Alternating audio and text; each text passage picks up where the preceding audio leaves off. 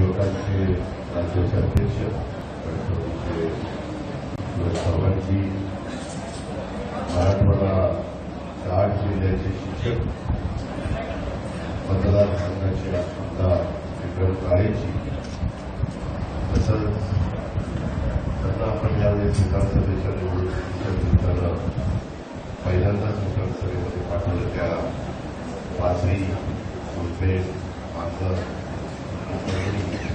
या तालुक्यातले काही गावांचं प्रतिनिधित्व करत असणारे आपल्या सर्वांचे लाठी आमदार राजेश विटेकरजी, आपले श्री नरसिंह संस्थान कोकणी याचे अध्यक्ष हेमाल वाघ, कोषाध्यक्ष तातेराव तावरे, सर्व माझ्या परिसरातील जमलेले प्रतिष्ठित ग्रामस्थ, नागरिक, सरपंच, गावातील सर्व प्रमुख मंडळी, सर्व भाविक, भक्तगण, पत्रकार मित्र, शासनाचा विविध खात्याचा उपस्थित असणारा अधिकारी वर्ग आणि माझ्या सर्व मित्रांनो, मी सुरुवातीलाच श्री नरसिंह संस्थान कोकणी या परिसरामध्ये आलेले आहे.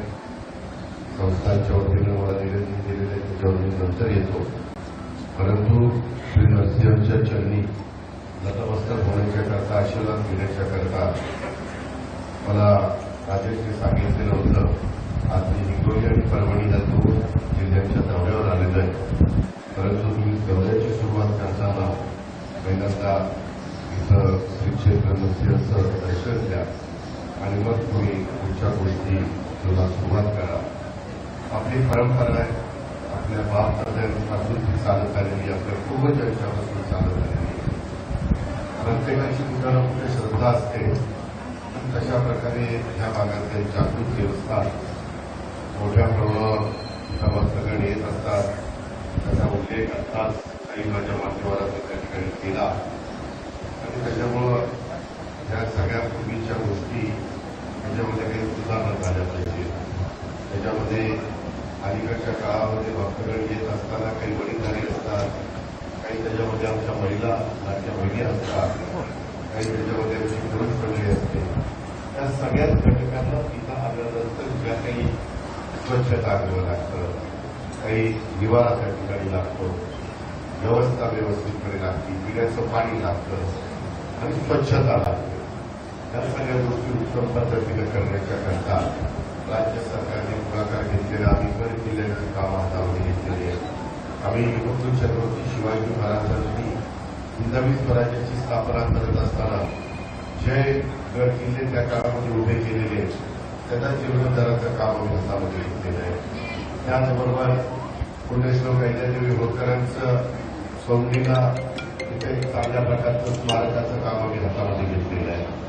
छत्रपती संभाजीराजे, संभाजी महाराज दुसरे छत्रपती स्वराज्याचे, त्यांचं कोल्हापूर आणि वडू या भागामध्ये तिथं एक चांगल्या प्रकारचं समाधीचं काम आम्ही हातामध्ये घेतलेलं आहे. त्याचबरोबर जिथं महाराजांना शेवटी संगमेश्वरला रत्नागिरी जिल्ह्यामध्ये त्या काही तिथं गद्दारी काहींनी केली, फितुरी केली आणि त्याच्यामुळं तो राजा आपल्या आयुष्यामध्ये एक देखील लढाई न हरलेला असा जगातला एकमेव राजा ते छत्रपती संभाजी महाराज. त्यांचंही तिथं चांगल्या प्रकारचं स्मारक व्हावं म्हणून मी स्वतः उद्याच्याला सकाळी तिथं जाणारे शेखर निकम, आमचे तिथले आमदार आणि तिथले आमचे पालकमंत्री श्री उदय सावंत हे पण तिथे येणारे अधिकारी आणि हे सगळे संबंधित लोकांना तिथं बोललेलं आहे. अशा पद्धतीने ही कामं चाललेली आहेत. आम्ही आपलं पांडुरंग तिथलंही देवस्थान, पंढरपूरचा विठ्ठल, त्यांचाही चांगल्या पद्धतीनं जीर्णोद्धार करण्याच्याबद्दलचं काम तिथं पण लाखो आषाढी एकादशीला, कार्तिकी एकादशीला, इतर एकादशीला भाविक येत असतात. आपली साधू संतांची भूमी आहे, आपली पवित्र भूमी आहे, वारकरी संप्रदाय मोठ्या प्रमाणावर आहे आणि त्याच्यामुळं त्या साधू संतांच्या भूमीमध्ये देव असेल, आळंदी असेल, पैठण असेल, अशा अनेक ठिकाणी तिथं पण सुविधा करण्याचं काम हे आम्हा लोकांचं चाललेलं आहे. बऱ्याचशा ठिकाणी आम्ही आता कोल्हापूरच्या अंबाबाईचं काम हातामध्ये घेतलेलं आहे. तिथल्या ज्योतिबाचं पण काम त्या ठिकाणी आमचा प्लॅन तयार झालेला आहे. तुळजाभवानीचं पण काम आम्ही त्या ठिकाणी हातामध्ये घेतलेलं आहे. मला त्या पोखरणी आणि या पंचक्रोशीतील बांधवांना सांगायचं तुमचा ट्रस्ट तुमचे लोक त्यामध्ये आम्हाला अजिबात हस्तक्षेप करायचं नाही. हे तुमचं काम आहे, त्याबद्दल माझं दुमत नाहीये. पण उद्याच्याला काम हातामध्ये घेत असताना तुम्ही मागणी 2 मला पत्र दिली. एक 400 कोटी रुपयाचं सांगितलंय की आम्हाला इथं श्री क्षेत्र कोकण इथलं सदर विकास आराखड्याचा करता अंदाजे 400 कोटी रुपयाची गरज आहे. मित्रांनो 400 कोटी रुपये काही रक्कम कमी नाही. आणि दुसरं एक पत्र दिलंय त्याच्यात 202 कोटी रुपये 202 कोटी 16 लाखाचा तो हे दिलेला आहे, एस्टिमेट दिलेला. त्यामध्ये मी आपल्याला एवढंच सांगतो, मी देखील तुमच्या विचारांचा त्यामध्ये तुमचे आमदार राजेश विटेकर मी तुम्हाला सगळ्यांना आवाज केलेलं होतं. या विद्यापीठाला पहिल्यांदा खासदारचं तिकीट देणार होतो, परंतु काही कारणानिमित्त आमच्या युतीमध्ये थोडी चर्चा झाली आणि त्याला थांबावं लागलं. आणि त्यानंतर आम्ही ठरवलं त्याला आमदार करायचं. आम्ही एमएनसी पण केलेला होता, परंतु एमएनसीपेक्षा विधानसभेमध्ये आमदार झालं तर ते जास्त उपयुक्त करेल असं मलाही वाटलं, राजेशलाही वाटलं. तसं आव्हान मी आपल्याला सगळ्यांना केलं. त्या आव्हानाला इथल्या लाडक्या बहिणींनी, इथल्या वडीलधाऱ्यांनी, इथल्या पुरुष मंडळींनी, तरुण तरुणींनी सगळ्यांनी प्रतिसाद दिला, त्याला आशीर्वाद दिले आणि त्याला या मोठ्या मतदारसंघातनं म्हणजे पाथरी, मानवण, सोनपेठ आणि माझ्या परभणीतली काही 65 गाव त्याचं प्रतिनिधित्व करण्याची संधी दिलेली आहे. तो माझ्याकडे नेहमी दादा आता मी इथलं प्रतिनिधित्व करतोय, हे काम झालं पाहिजे अशा पद्धतीनं त्याने निवडून आल्या श्री नरसिंह ज्या क्षेत्राचं काम तुम्ही त्या ठिकाणी हातामध्ये घेतलं पाहिजे. मी काही शब्द निवडणुकीच्या निमित्तानं दिले. मंडळींना तुम्हाला सगळ्यांना माहिती आहे मी त्याचा शब्दाचा पक्का आहे आणि त्याच्यामुळं मी दिलेले शब्द हे मला अशा टप्प्यामध्ये पूर्ण करायचे. त्याच्यापासून मी उच्च बाजूला हाताळत आहे.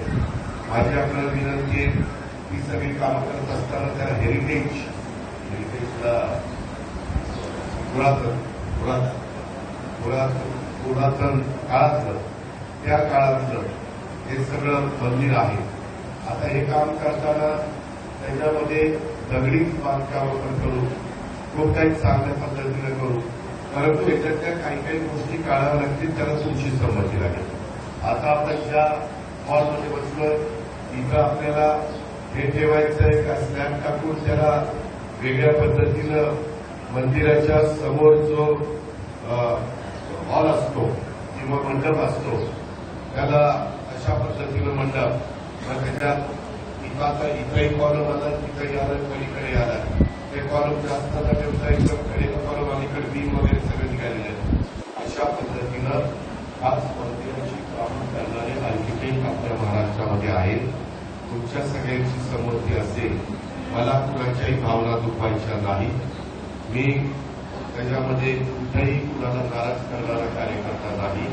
इथं आल्यानंतर, गावात आल्यानंतर इथपर्यंत येण्याच्या करता जे काही संस्थांच्या मालकीचं जागा असेल त्याला कंपाऊंड, त्याला बाकीच्या गोष्टी, एवढा मोठा भाविक येत असताना त्यांची व्यवस्थितपणे सोय, त्याच्यामध्ये इतर काही मूलभूत गरजा, पिण्याचं पाणी, अंडरग्राऊंड ड्रेनेज, लाईटची व्यवस्था, या सगळ्या गोष्टी त्या इथल्या प्रत्येक गोष्टीचं पावित्र्य राखून त्यामध्ये कुठल्याही गोष्टीला धक्का न लावता आणि तुमचा पण त्याला मनापासून तिथं पाठिंबा असला पाहिजे, तर या कामामध्ये मी पुढे जायला तयार आहे. तसे लोक मी पाठवीन. त्याच्यामध्ये मात्र आता पूर्वीच्या काळात ग्रॅनाईट वगैरे नव्हता. तुम्ही तुमच्या सोयीनं काही ठिकाणी ग्रॅनाईट टाकला, काही ठिकाणी दगड आहे, काही ठिकाणी लाकूड आहे, काही ठिकाणी पत्र आहे, असं वेगवेगळं त्या बाबतीमध्ये आम्ही तुमचे ट्रस्टी बाग आणि तावडे यांच्याशी पण बोलू, गावकऱ्यांशी पण बोलू, सरपंचांचं पण गावचे प्रमुख असतात त्यांचे पण काय मत आहे ते पण जाणून घेऊ आणि ट्रस्टींचं पण मत जाणून घेऊ, लोकप्रतिनिधींचं पण मत जाणून घेऊ आणि या पद्धतीनं कामाला सुरुवातपूर्वक आपल्याला पुढे त्या ठिकाणी करता येईल. त्याबद्दल आपण कुठलीही मात्र शंका मनामध्ये बाळगू नका. प्रत्येक सिमेंट कितीचं होतं, काय कितीचं होतं, या सगळ्या गोष्टी तिथं साधारण वेगवेगळ्या प्रकारे दर्शन घेताना कसं असलं पाहिजे, दान पेटी कुठं असली पाहिजे, विजाधिकार कुणाचा असला पाहिजे, ते काही सगळेजण ठरवतील. ते मला काही त्याच्यामध्ये हस्तक्षेप करण्याचं काही कारण नाही. आणि या पद्धतीनं तुमच्या राकेश विकेकरांना विश्वासामध्ये घेऊन तुम्हाला सगळ्यांना विश्वासात घेऊन आता सगळ्यांनाच मला बोलता येणार नाही. मी त्याच्यामध्ये ट्रस्टीचे अध्यक्ष, ट्रस्टीचे कोषाध्यक्ष, तुमच्या गावचे सरपंच, उपसरपंच, काही गावातले अजून काही ट्रस्टी, एकूण ट्रस्टी किती आहेत? 11 ट्रस्टी, त्यांचा पण काही मत असेल. तिथं असणारे आमचे जे भटजी असतात त्यांचाही पुजारी आपण त्यांना पुजाऱ्यांचं पण काय मत आहे वगैरे त्याबद्दल अशा पद्धतीनं आपण पुढे गेलो तर बाबांनो, आम्ही शिर्डीच्या साईबाबाचं जीर्णोद्धार केला. आम्ही सिद्धिविनायक आपलं ते मुंबईचं त्या ठिकाणचा जीर्णोद्धार केला. मी मगाशी सांगितलं तशा पद्धतीनं आमचा जेजुरीचा मंदिर आहे, काही ठिकाणी काम आमची चाललेली आणि मगाशी उल्लेख केलेल्या त्याही देवस्थानामध्ये आमची कामं चाललेली आहेत. आणि यामुळं पुढच्या लोकांची 50 वर्ष डोळ्यासमोर ठेवून आपण हे सगळं नियोजन करणार आहोत. मला दर्जा फार चांगला लागतो. मी येताना गाडीत रत्नाकरजी आणि आमचे विक्रमजी या दोघांना पण सांगत होतो, त्याच्यात मी कुणाचा हस्तक्षेप चालून देणार नाही. मी करणार ते माझ्याकडे जे नियोजन खाते आहे त्याच्या अंडर काम करणार. म्हणजे निधीची मला काही अडचण येणार नाही, कारण नियोजन खात्यात फायनान्स खातं हे माझ्याकडे असल्यामुळं त्याला कसा निधी द्यायचा. निधी एकदा काम हातामध्ये घेतल्यानंतर निधी कमी पडला म्हणून काम नाही करणं अशी पण वेगळी येऊन देणार.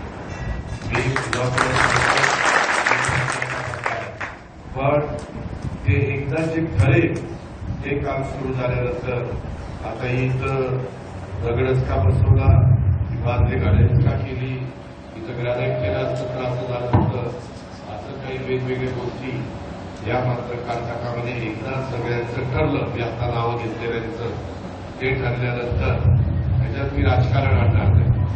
काही भक्तगण असतील परंतु वेगळ्या विचाराच्या असतील आणि त्यांच्या विधायक सूचना असतील तर त्याचंही मी स्वागत करेन. मला काही ते नाकारण्याचं काही कारण नाही. शेवटी हे आपल्या सर्वांचं काम आहे, कुणाची एकट्याची मक्तेदारी करेल आणि सगळ्या समाजाच्या करता, सगळ्या भक्तांच्या करता आणि भावी पिढीच्या करता या सगळ्या गोष्टी आपल्याला करायच्या. हे करण्याची माझी तयारी. मी आज जाणाऱ्या रात्री इथं आज अर्धा दिवस उपक्रमाच्या अर्धा दिवस हिंगोलीमध्ये बसमधला किंवा रात्री माझ्याकडे जाऊन मी मुंबईला जाणार आहे, विजय रत्नागिरीला. पण तुम्ही हे सगळं विचार करा, वाघ आणि त्या बाबतीमध्ये आमच्या राजीवजींना सांगा किंवा आणखी कुणाला सांगायचं त्यांना सांगा. सगळ्यांनी ठरवा की मी काय सांगत होतो आणि या पद्धतीनं आपण पुढे जाऊया. मी ते एकदा झाल्यानंतर इतर तुम्ही कुणी वेगवेगळ्या प्रकारचे बोर्ड लावले तर इथे एक फोटो, तिथे एक फोटो, तिथे एक फोटो, तिथे काही कमी जास्त इथं बारका मोठा तसं होणार नाही. सगळं काही सिस्टमॅटिक होईल. सगळ्यांच्या साईज एकसारख्या होतील. त्याच्यामध्ये म्हणजे तसं कुणाला कमी लेखायचं आणि कुणाला जास्त लेखायचं असं पण मी करणार नाही. त्याच्यावर या सगळ्या गोष्टी घंटा इथं लाभून पण घंटा आहे. त्याच्यामध्ये 1 घंटा तिथं राहील, 1 घंटा इकडे राहील, वाजवायची तेव्हाची घंटा. त्या पद्धतीनं ते सगळं आपण करू आणि आणखी काही कुणालाही वाटत असेल त्या सगळ्या गोष्टीचा विचार आपण करू. हे करताना आपल्याला जर इथं सभामंडप करायचं असेल तर हे काढावं लागेल. काही काळाकरता इथं ओपन राहील. नाहीतर आला होता अजित पवार आपल्या श्रीक्षेत्र नरसिंहाला सगळं पुरा करून गेला, तसं काही करू शकतात. आजलं सगळं जसेच तसंच राहील. फक्त त्याला हेरिटेज टच असतो अशा पद्धतीनं ते दिलं जाईल.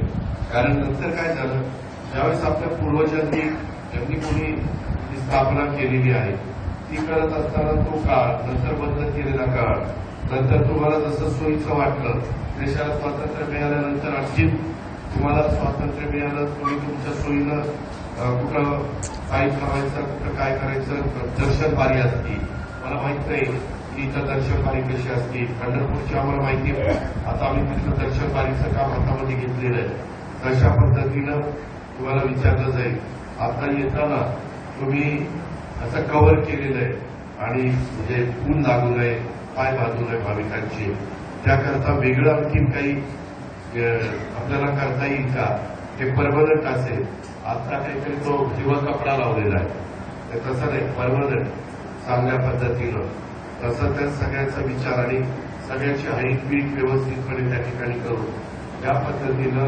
आपली सगळ्यांची मानसिकता असेल पिण्याचं पाणी वगैरे सगळ्याच गोष्टी आता मी सगळ्याचा उल्लेख करत नाही उद्याच्याला लाईट गेली तर तिथं जनरेटर सेट असला पाहिजे त्याही सगळ्या गोष्टी करताना मी सगळं चांगलं करून देईन पण नंतर तुमचं तुम्हाला सांभाळावं लागेल तुमच्या प्रश्नांना सांभाळावं लागेल कारण राज्य सरकार अशा गोष्टीमध्ये लक्ष घालतं एकदा करून देतं पण नंतर तिथली स्वच्छता तिथला कापीपणा इथल्या जे काही आमचे दर्शनाला लोक येत असतात त्यावेळेस वेगवेगळ्या दुकानामध्ये कोण नारळ विकत असतं कोण काय विकत असतं त्यांचाही आपल्याला नुकसान करायचं नाही मी आज वेगवेगळ्या ठिकाणी करताना व त्यांची पण आपण व्यवस्था करतो जे मूळ इथं विक्रेते आहेत त्यांनाच तिथं स्टॉल मिळतील नाहीतर पुन्हा आता चला आपल्याला नवीन जाता सुरू करू आपण पण तिथं जाऊ असं तिथं होणार जाईल ते मोजलं जाईल तुम्ही ट्रस्टींनी पण त्याचं व्हिडिओ शूटिंग वगैरे घ्या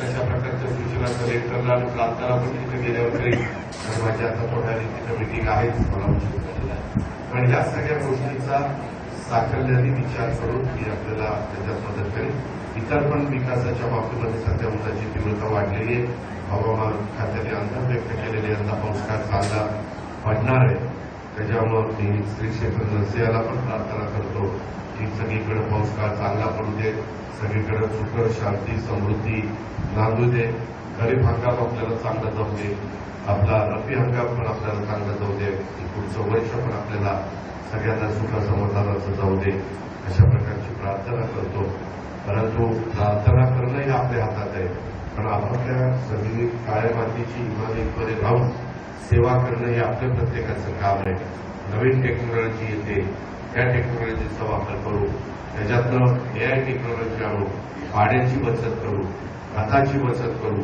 त्याच्यातनं ऊसाचं क्षेत्र टनेज वाढवू त्याच्यातनं कापूस असेल सोयाबीन असेल जी तुमच्या भागामध्ये पिकं असतात त्याला पण कृषी खातं पण आपल्याकडेच आहे कृषी खात्याला सांगून तिथं वेगवेगळ्या प्रकारचे परिसंवाद आयोजित केले जातील आणि तुम्हाला याच्यामध्ये जागृत केलं जाईल पॅकिंग कसं करावं लागतं मार्केटिंग कसं करावं लागतं कुठल्या बाजारामध्ये चांगल्या पद्धतीनं आपल्या तयार केलेल्या फळांना भाजीपाल्याला पिकांना ऊसाला भाव मिळेल या सगळ्या गोष्टीचं आम्ही वेळोवेळी राजेशला सांगत जाऊ तशा पद्धतीचे परिसंवाद या आपल्या विधानसभा मतदारसंघामध्ये घेतले जातील ही पण ग्वाही देतो मी माझ्या भागामध्ये बारामतीचा केलेला आहे त्याच्यामध्ये तिथं सगळ्या गोष्टी प्रयोग केलेले आहेत मी तुमच्याकडे प्रयोग करत नाही तिकडं सिद्ध झालेलं आहे काही कृषी विद्यापीठात सिद्ध झालेलं आहे काही इतर भागात सिद्ध झालेलं आहे त्याचं अनुकरण आपल्याला करायचं आहे त्याच्यामध्ये तुम्हाला 0% व्याजावरती कर्ज कसं मिळेल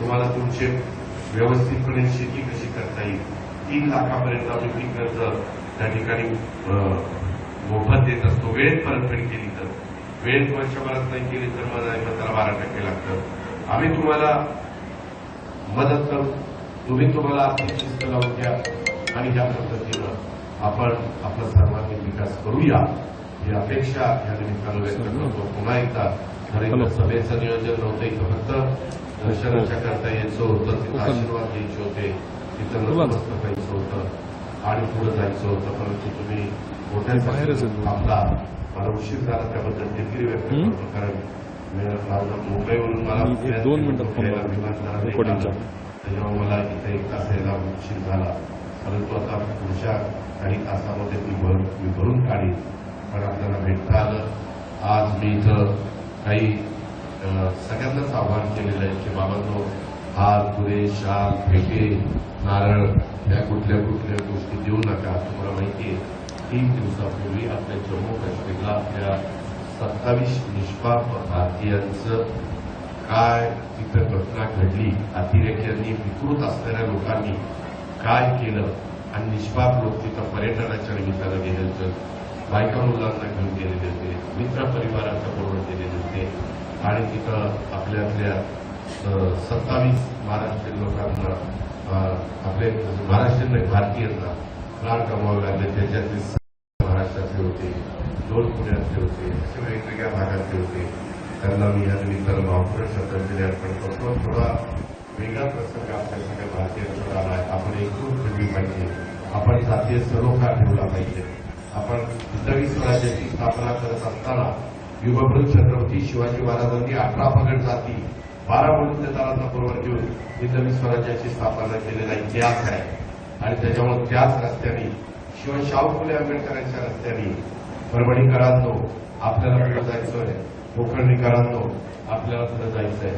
आणि त्यामुळं कुणी जर राजकीय पोळी बांधण्याचा प्रयत्न करत असतील आणि कुठंतरी दुही माजवण्याचा प्रयत्न करत असतील तर त्याला कुठल्याही प्रकारे आपण प्रतिसाद देता कामा नये.